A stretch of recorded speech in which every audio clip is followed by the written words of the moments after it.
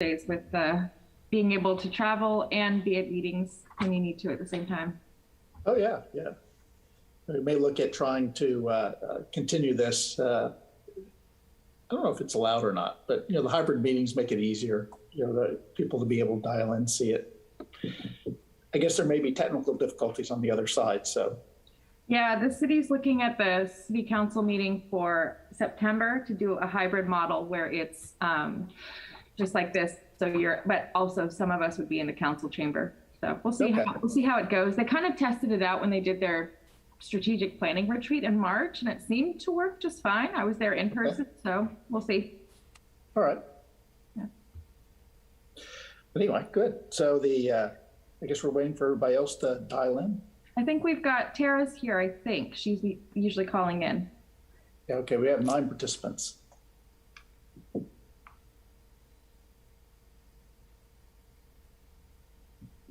There she is. There's Tara. So we got all 5 of the board members. Mm-hmm.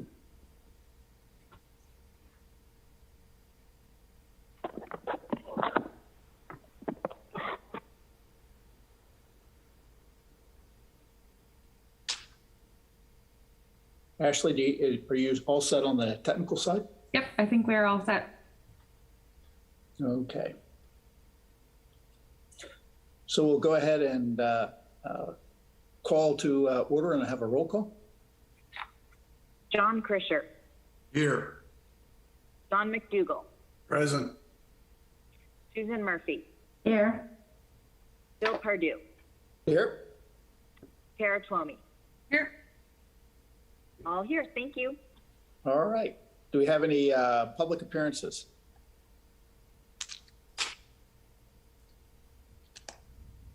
Okay. Oh, no, there's Nancy raised her hand. Go ahead, Nancy.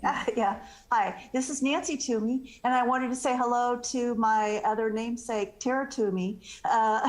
One of these days, we're going to have to meet each other, being local residents here. But people always ask if we know each other, and we don't, but we hopefully will soon.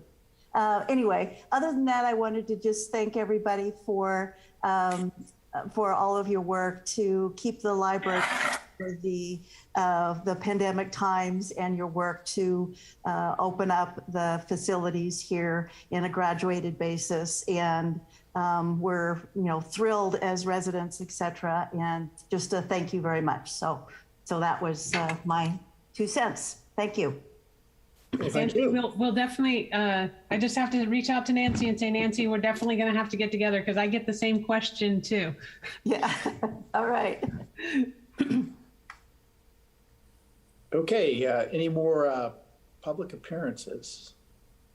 I don't see anything else. Anybody else? So how about announcements from the trustees? Yes, we made $19,000 at the book sale. So thank you, particularly John and Alex's son, for the help for the cleanup. And between donations, sales, and memberships, we made $19,000, and we have normally made 23. So 19 for between Car Week and a new venue was very, very good. And I've been selling, have a table at the farmer's market, and I've been selling anywhere between $70 and $188 per week. So that's not bad. And all that money goes to the library, and those are all donated books. And we're open for book donations starting the 7th of September at Lower Sunset Auditorium or parking lot, and there'll be signs up, and it's from 10 to 12 on Tuesdays. Thank you. Susan, I've heard really good things about the book sale at the farmer's market too. I've actually had people say, oh, it's so great that they're selling books. So it was a really nice addition to the market. Thank you. Great work. Thanks there, Susan. Okay, any more announcements from the trustees? Okay. So I should ask. So Susan, all of that $19,000 was from the sports table that I set up, right? Right, right. We sold all the car books for sure. We had a ton of books left though. They all went to the Goodwill and we will see what happens. Ann Ruka, who runs it, was going to put pluses and minuses and see where we are for next year. I have no idea what's going to go on, but Great. hopefully we will do another one next year. Okay. I think the whole thing is great, and I too think the farmer's market thing is really great. Okay. All right, announcements from the library director. So as you all know, the library is now open. Last week was our first week back having the buildings open.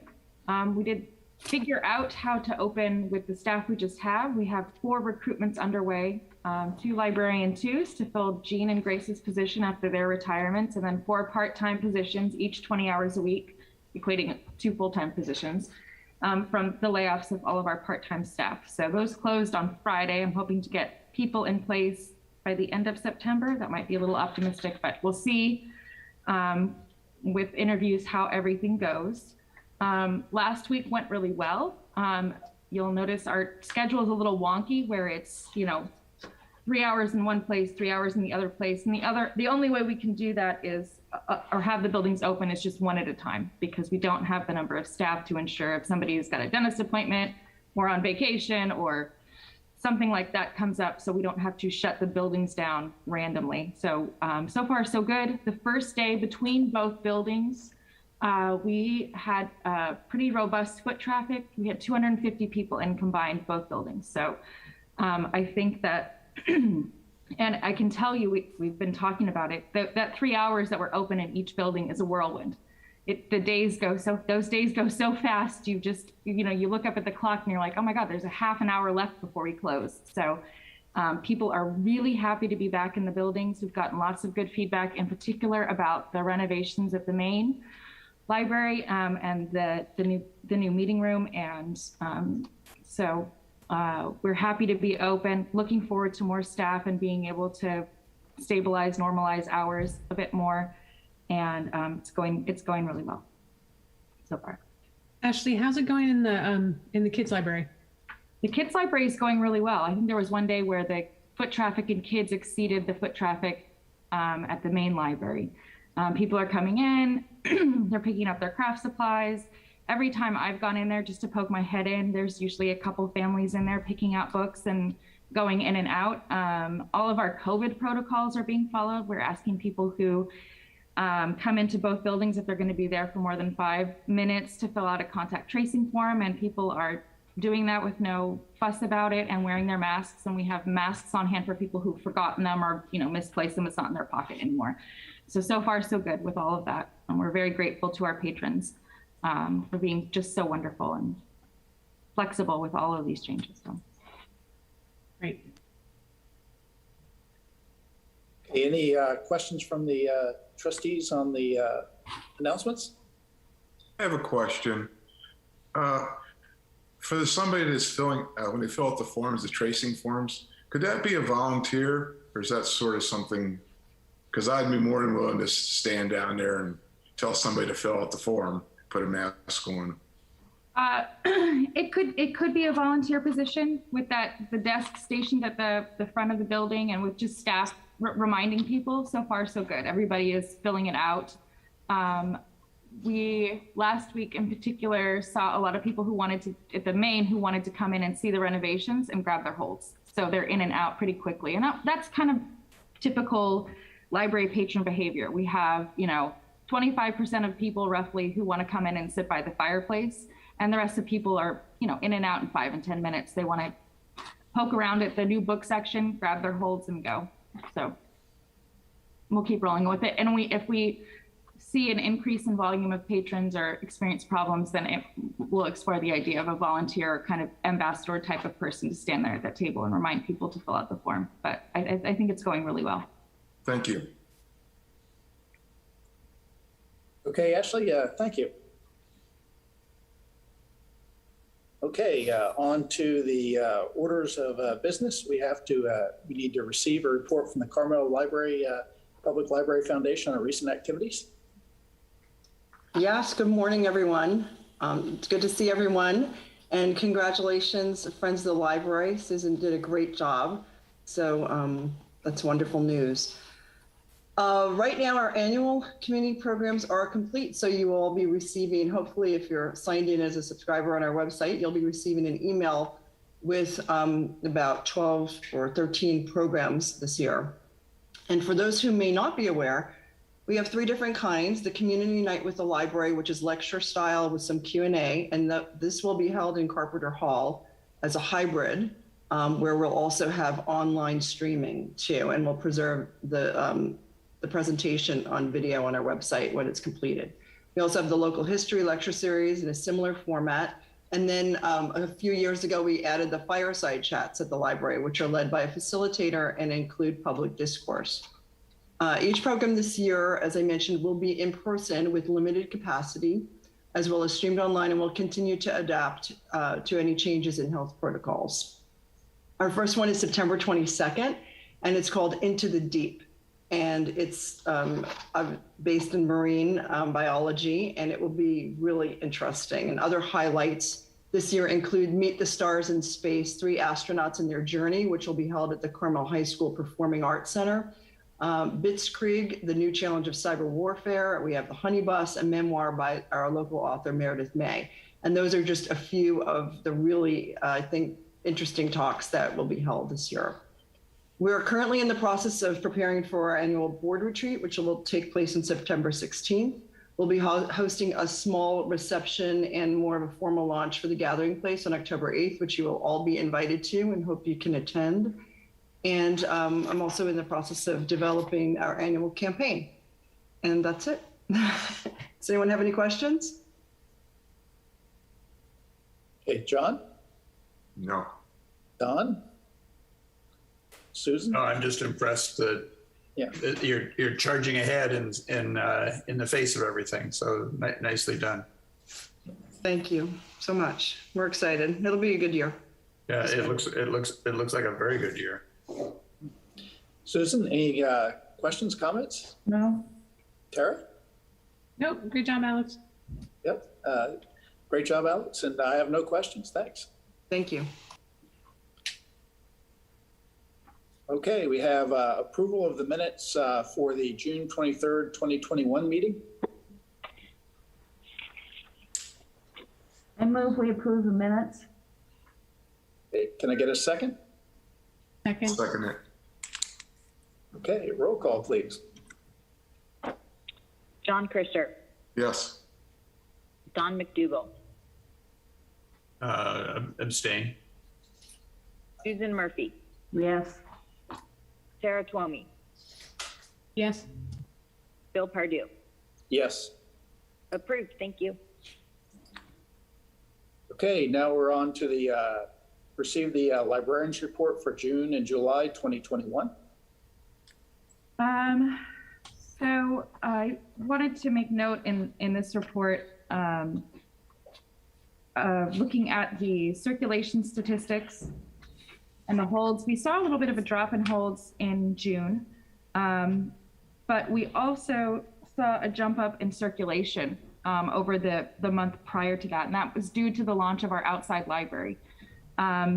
When you look at June as compared to July in terms of statistics, and in particular the kids circulation, it almost doubled with the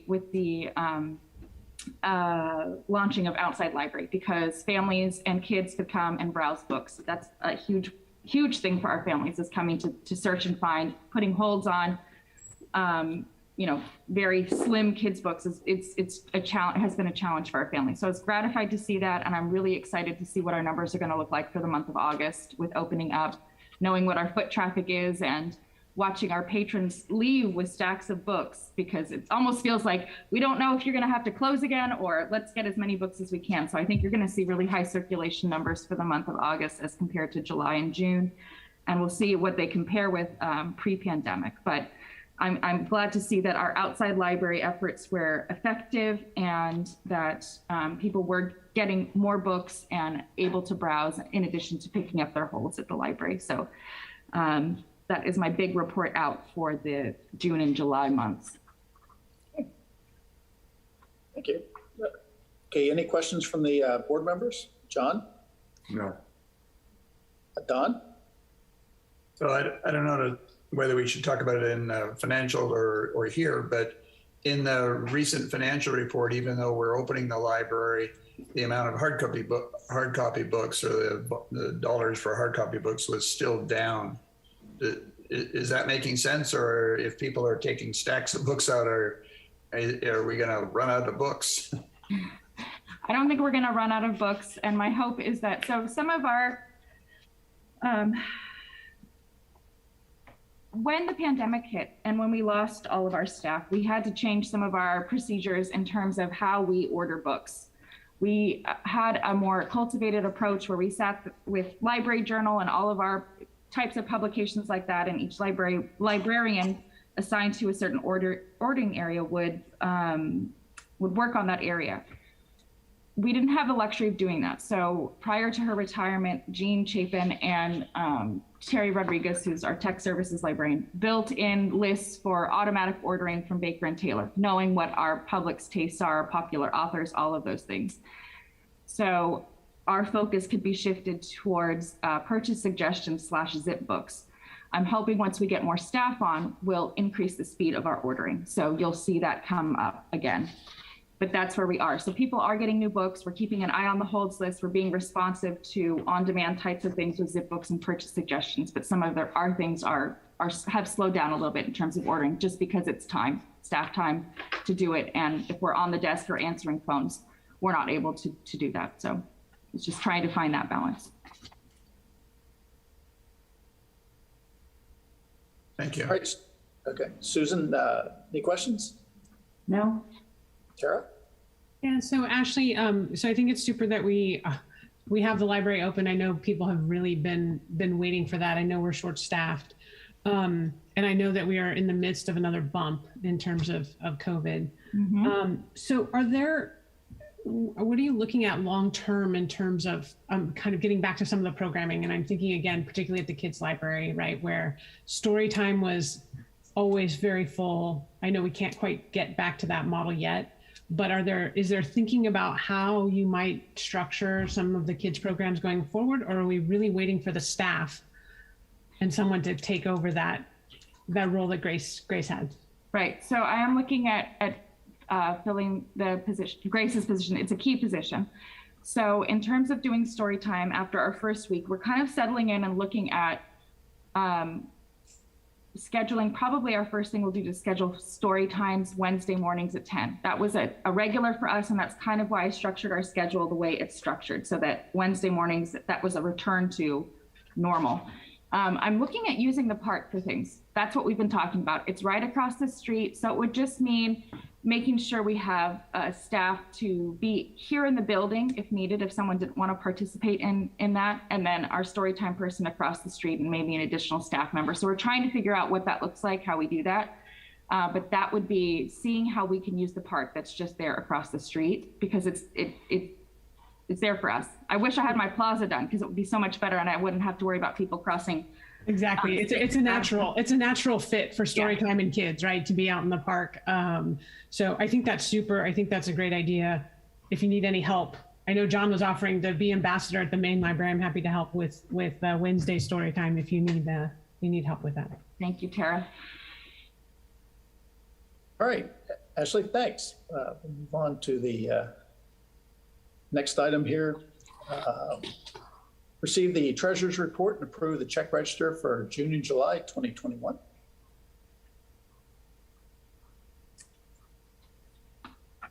Do we have a report first? Sorry. Or are we just approving it?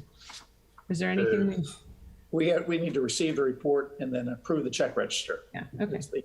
So John, aren't you going ahead? Am I supposed to start today? I thought you were still. You prepared the report, so maybe you should just talk to it. Okay.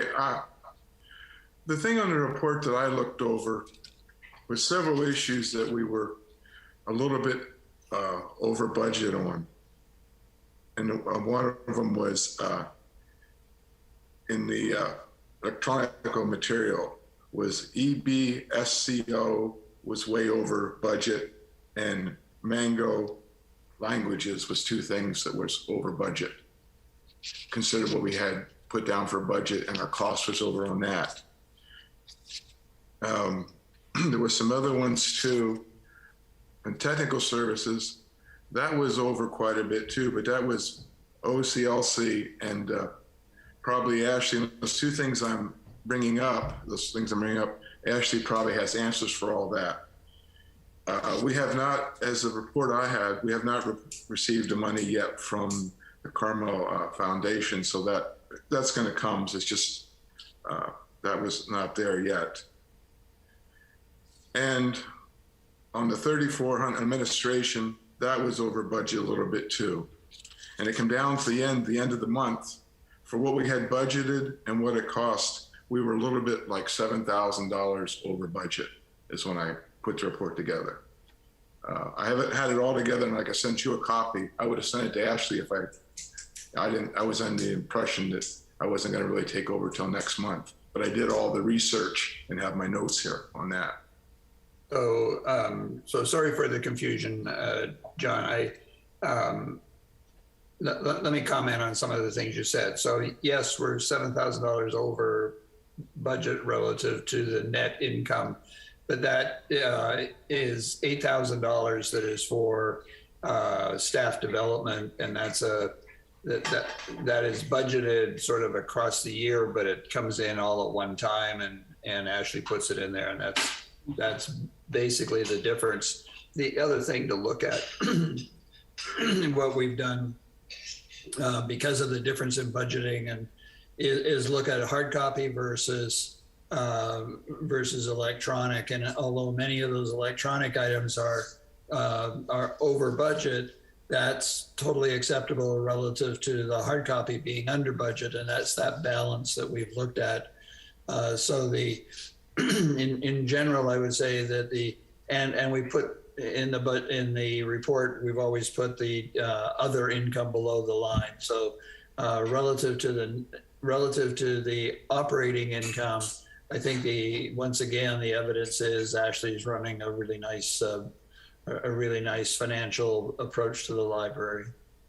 Well, I was planning on before I was going to comment, send her an email and talk with her, and she could explain to me what was going on more. I'm just right now trying to get the feel of it. Yeah, no, that's fine. I'm sorry. I thought because we had you submitting it that you were doing that. Maybe Ashley would like to comment, but I think bottom line, once again, a good report, and Alex and Susan should feel good that where their money is going is being well looked after. Yeah, I would just like to comment that, with the reports that we see, in terms of the allocations for, your monthly, you budget overall for the year, and then QuickBooks wants to allocate those funds to a steady amount and divide it up over each month. For book ordering, that works great. That helped me when I was a librarian ordering to kind of make sure that I was doing ordering every month, leading every month, all of those things. However, not all of our spending works like that. Some of our things are one-time annual subscriptions. The bills either come at the beginning of the fiscal year or towards the end of the fiscal year. And that's what you see with EBSCO and OCLC and the MOBEC, PLP membership funds. Those come in at the top of the fiscal year.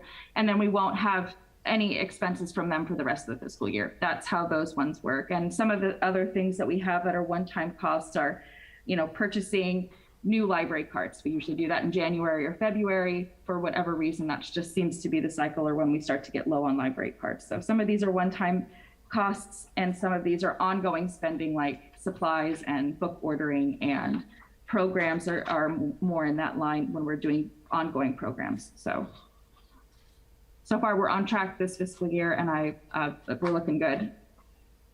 And looking at the reports, it looks like we're still running a positive income of what, 33,000 and change on the most recent report. Yes. So we're ahead, although we're over budget, our revenues, it's worked out. Right, exactly. Okay. And usually we're not over budget. No. It just happens that you had that big item. Yeah, we may, in certain categories, we may look over budget or actually be over budget slightly, but we're never overall over budget. In my memory, having worked for this organization for over 10 years, we've never gone over our overall budget ever. On the year. Right, exactly, on the year. Although at particular months, because of what you just explained, EBSCO coming in at once, or the organization fees for the staff all come in, that makes one month bad, but that doesn't change the positive cash flow that Phil's talking about. Right, exactly. And it's also in the aggregate, because you may have a line item that's over budget for the year, Right. but you'll have many more that are under budget for the whole year. And so we tend to run a net income, a surplus. Yes. And that's Okay. and that's also because of our two friends there. Right. So any questions on the treasurer's report from Susan or Tara? No. I don't have any questions. Thank you. Okay, and I don't have any further questions or comments on the report. We need to approve the check register for the 2 months. Then I'll move we approve the check register. Second. Okay, so we have a roll call to approve the check register for June and July 2021. John Krischer, Yes. John McDougall, Yes. Susan Murphy, Yes. Sarah Twomey, Yes. Bill Pardue. Yes. Approved, thank you. Okay, on to item number 7. It's the appointment of the new treasurer. So John, we're going to appoint you after you gave your report. I know.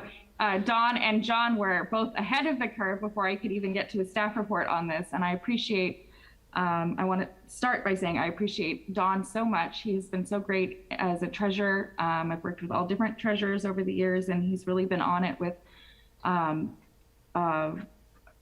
redoing our treasurer's reports and taking a completely different view of our financials. He was integral to the adoption of our 2020-2021 budget during a COVID year, which was most challenging, hopefully the most challenging thing I will ever do in my career. No more COVID years. I hope I didn't just jinx myself. And he's just been absolutely terrific. So thank you, Dawn, for all of your hard work. We all really appreciate it, the library staff. And it's been wonderful to work with you. And I'm sure we'll see each other around town, hopefully at the farmer's market and everywhere. And I'll continue to work with you in some capacity or something like that. Ashley. The treasurer's position on this board is very important. Looking over the check registers, developing that treasurer's report for every month. And so we need that position filled. Usually it is an incoming member of the Board of Trustees, and John and Susan are our newest members, and John has offered his services and been training with Dawn the last couple of months on the treasurer's report, but I will leave it to all of you for nominations. I will note that we will have a vacancy that will need to be filled with Dawn's leaving, and I've submitted his resignation to the city clerk, who also has resigned. So I'll be the new acting city clerk in the interim again. So I will work on getting us a new board member as soon as I can. So I will leave it to all of you for nominations at this point in time. So Ashley, you have 3 jobs? I do. Okay. Yeah, starting Monday, I will have 3 jobs. Yes. So if we could get a nomination for John to be treasurer, or a nomination for somebody else to be treasurer. This is where I nominate John. Okay. I'll second the nomination. Okay, so we have a roll call on the nomination of John Krisher as the treasurer. John Krisher, I'll say yes. Don McDougall, Yes. Susan Murphy, Yes. Sarah Twomey, Yes. Bill Pardue. Yes. Approved. Congratulations, John. Thank you. I look Try to forward do a to good meeting job. you. Okay. All right, on to item number 8, which is consideration of a resolution authorizing the investment of monies in the local agency investment fund. So this is a report some of you have seen come before you before. The local agency investment fund is where we put our funds that we have that have not been expended at the end of the fiscal year. The local agency investment fund is a low risk way to invest our money. The interest rate goes up and down. We usually see in years of late about between $15,000 and $20,000 in interest come in from this account. We do need a resolution in place for who is authorized to make transfers into that LAIF account. It's typically listed as the treasurer, the president, the library director, and one of our other library staff members, generally a manager. This needed to be updated prior to this because Jean Chapin had been listed as one of the authorized persons to make LAIF transfers and authorize LAIF transfers. With John's appointment, I did take the liberty of putting his name in as treasurer in this new resolution, and I did add in Katie O'Connell as a librarian too, to be the backup alternate for LAIF transfers as well. And so that is what is before you is when we get there to making LAIF transfers again, who is authorized to do that, and then I can submit, if the board is amenable to these appointments, submit this to the state so that they have this on record. So Ashley, it's you, John, Phil, and Katie. Yes. I would move that we approve that resolution. I second it. Okay, if we could get a roll call on the approval of the resolution. John Krisher, Yes. Don McDougall, Yes. Susan Murphy, Yes. Sarah Twomey, Yes. Bill Pardue. Yes. Approved. Thank you. Okay, we're on to item number 9, review the proposed gathering place policy and provide staff with the direction and/or approve the proposed policy. All right, so some of you may remember back in February of 2020, we took our first pass at this policy and then got shut down. Thankfully, the construction on the gathering place did not get shut down and that project was completed. Leading up to the opening of the library, we have been receiving phone calls asking about meeting space as people are starting to ramp up and go back to in-person types of things. So this item is before you so that we can, as staff, be responsive to those requests based on what we have included in the policy. I did include the notes from our February 2020 meeting and the questions that the Board of Trustees have. And I also sat down with our crew, small crew as it is, to talk through what the board had talked about, what the original policy said, our operations currently, and made some recommendations based on that in italics, based on those notes. So at this point in time, we're recommending that we're going to start off just using Google Calendar. We use all of the G Suite products. So we have a calendar that all of us can see for when the room is reserved. And at some point in the future, depending on the volume of usage the room gets, potentially moving towards a system where people can make reservations online. But for the time being, we want to keep it simple in the beginning and just use the Google Calendar.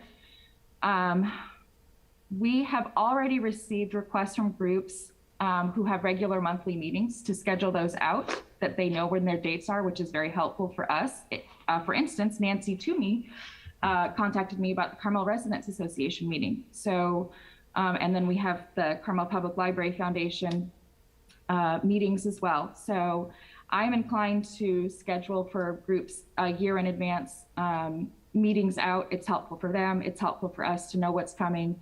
And it's usually one day a month. It's not something excessive where it's every day of the week at 2 o'clock or something like that. So it seems reasonable to me to be able to accommodate that.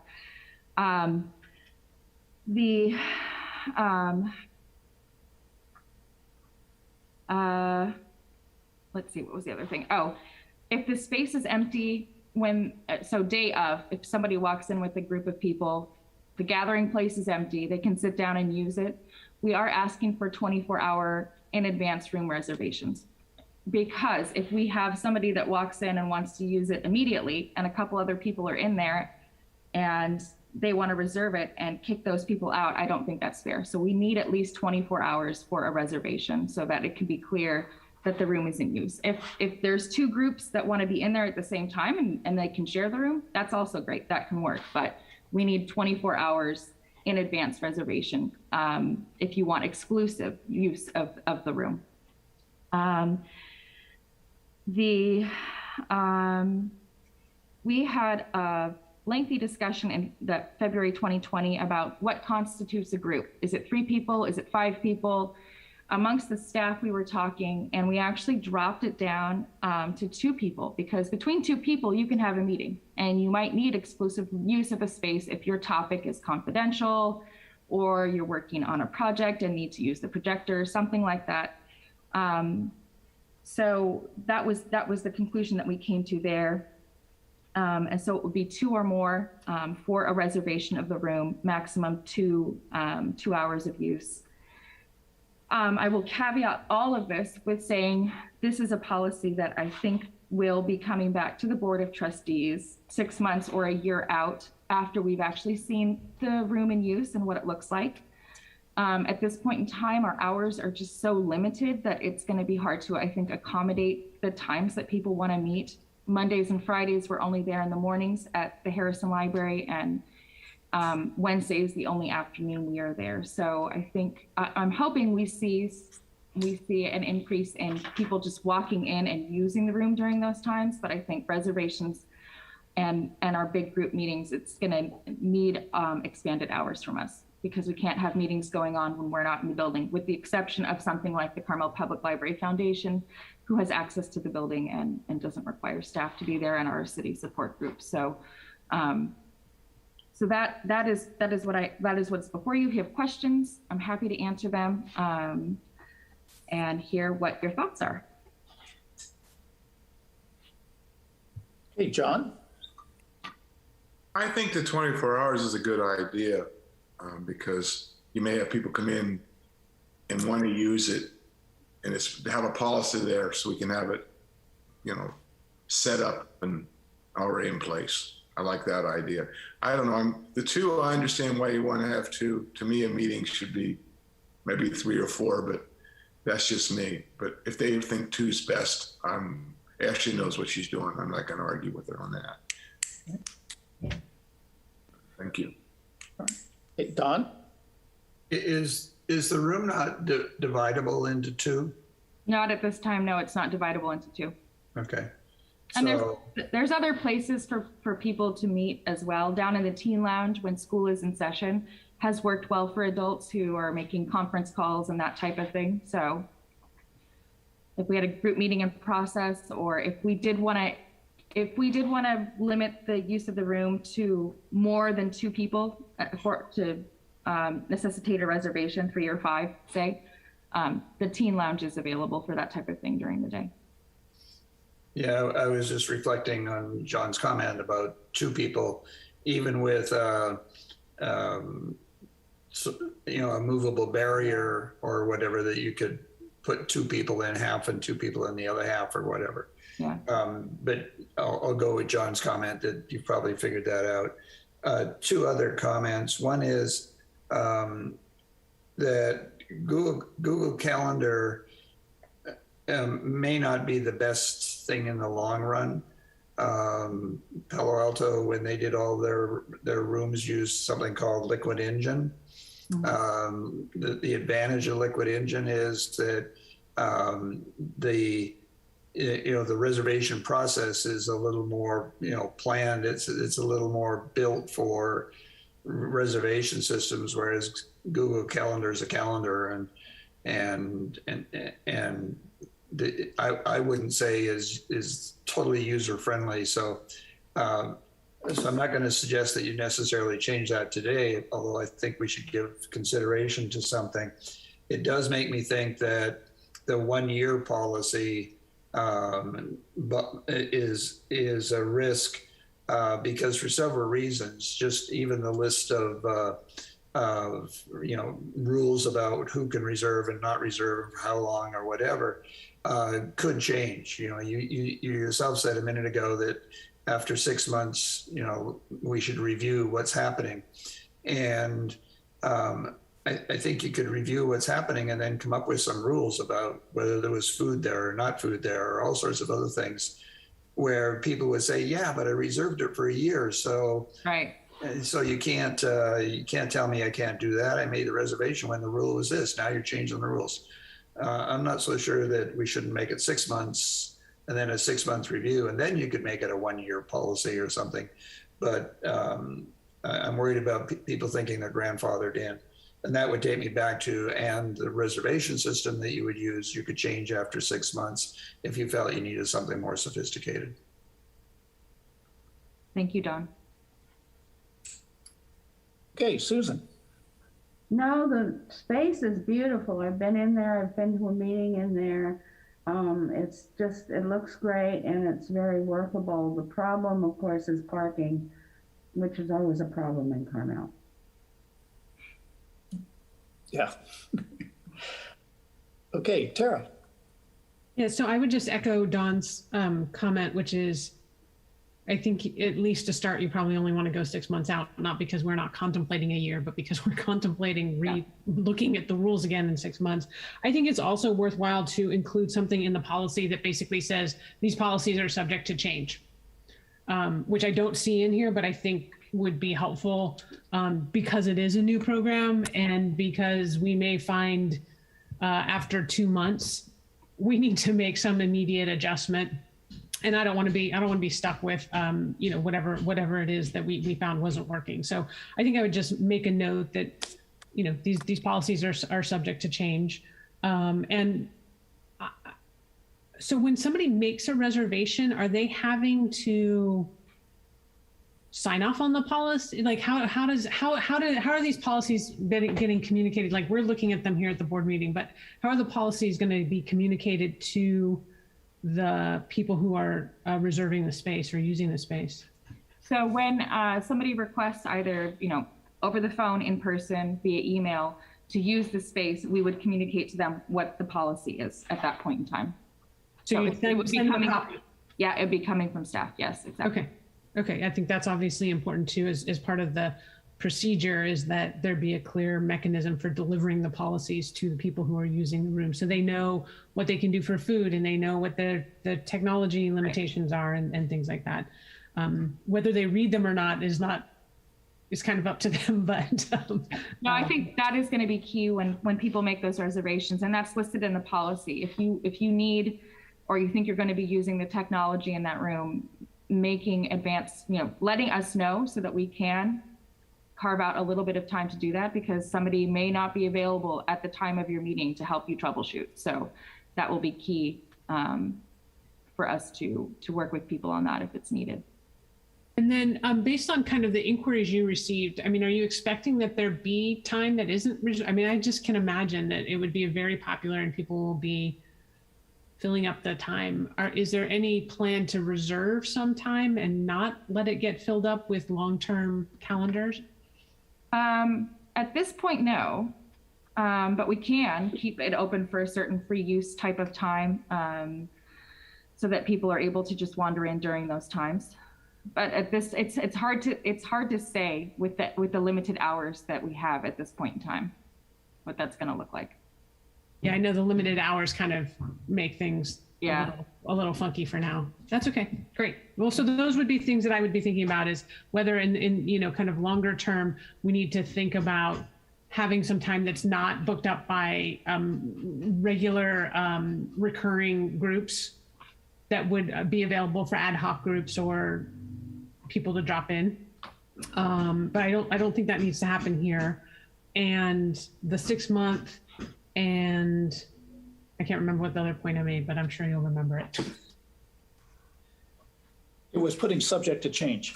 Yes. Oh yes, subject to change. I will Important. add that. I almost forgot the most important one. I will add that. I will add that language.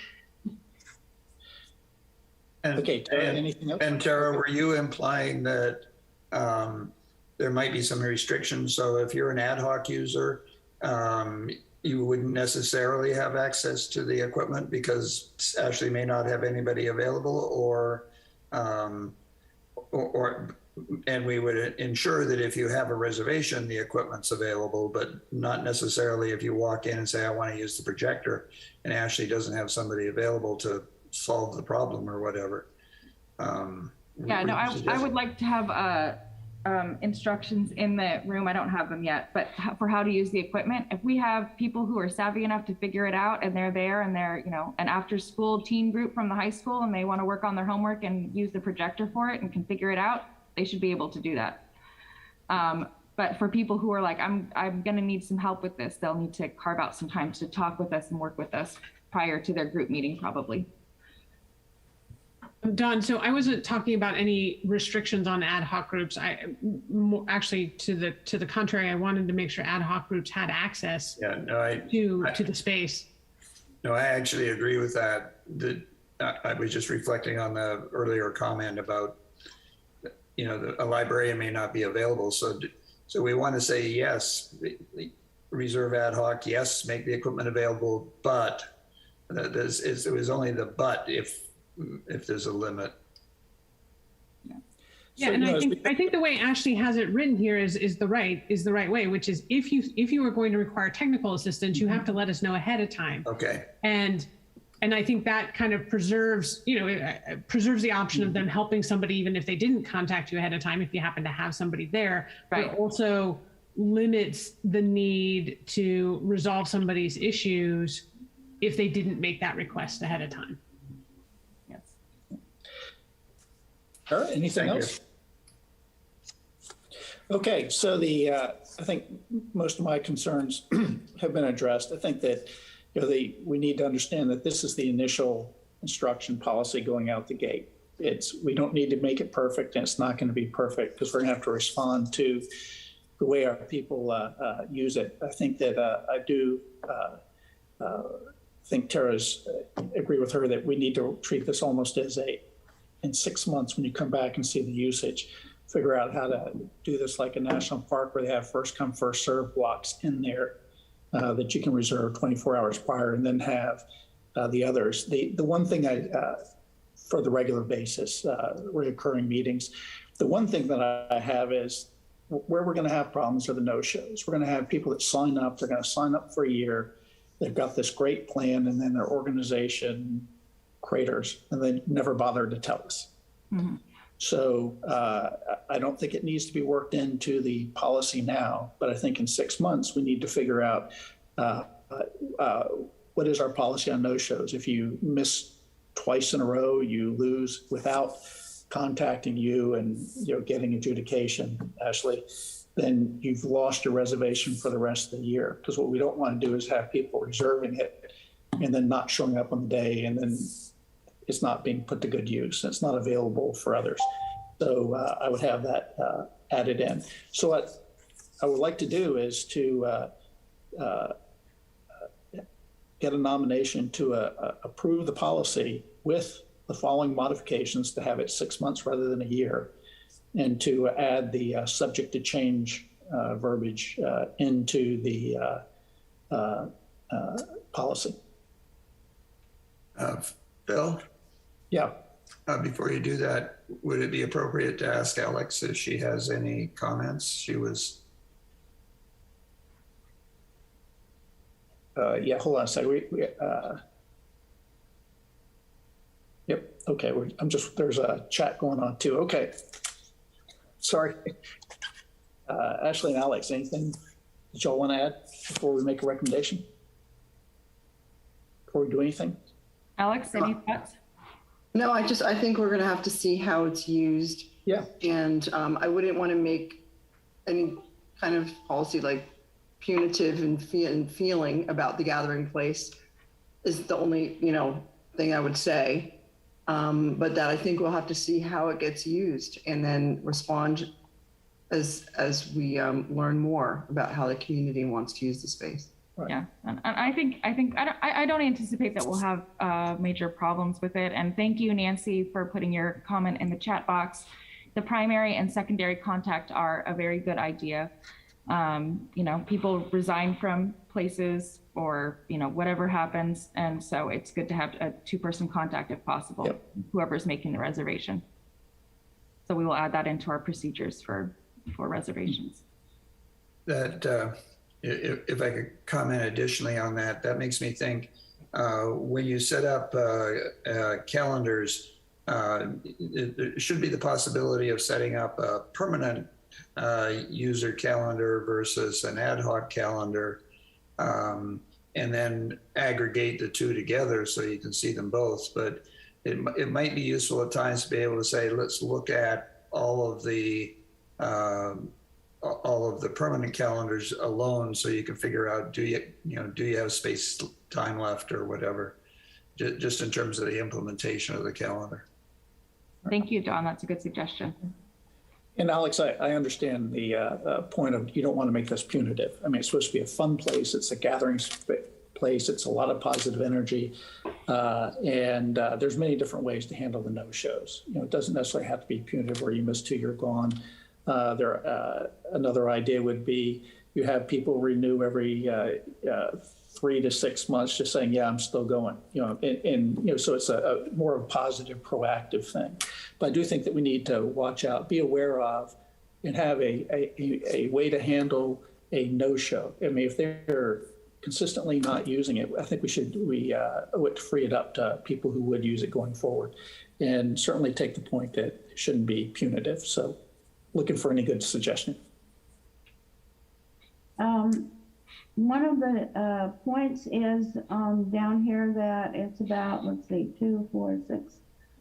About the 6th down, it says room reservation will be released if the user does not arrive within 15 minutes of their reservation time. Contact the library to let them know if group members will be later than 15 minutes. So that someone addresses that.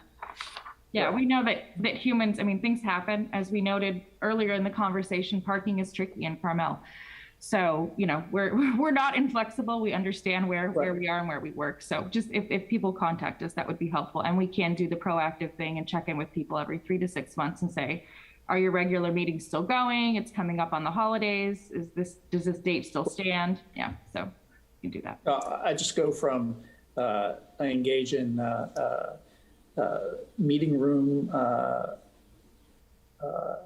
competition on a daily basis, and one of the most frustrating things is people who have these long-term commitments to the room, and the reason for that meeting to happen ended 6 months ago, yet it's still on the schedule going forward. So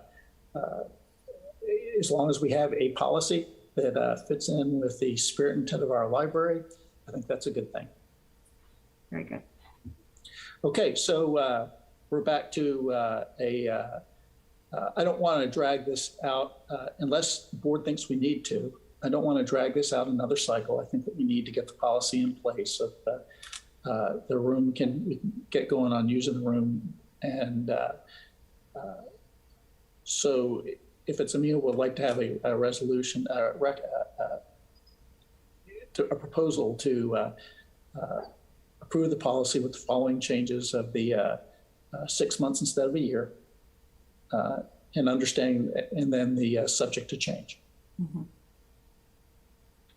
So I would move that we adopt the gathering place policies with those 2 adjustments to the policy. I second it. Okay, if I could get a roll call. John Krischer, Yes. Don McDougall, Yes. Susan Murphy, Yes. Bill Pardue, Yes. Tara Twomey. Yes. Approved. Thank you. Thank you all very much for all of your helpful feedback on this, and I'm looking forward to making reservations for our gathering place. Okay. All right. We have 7 minutes left, so we'll go ahead. Any future agenda items? Goodness, I have a long list of things to get back to that we've been talking about. Some of our financial policies I want to take a look at. We still need to work with our auditor, Sheldon, on updating the municipal code with regards to our financial relationship with the city.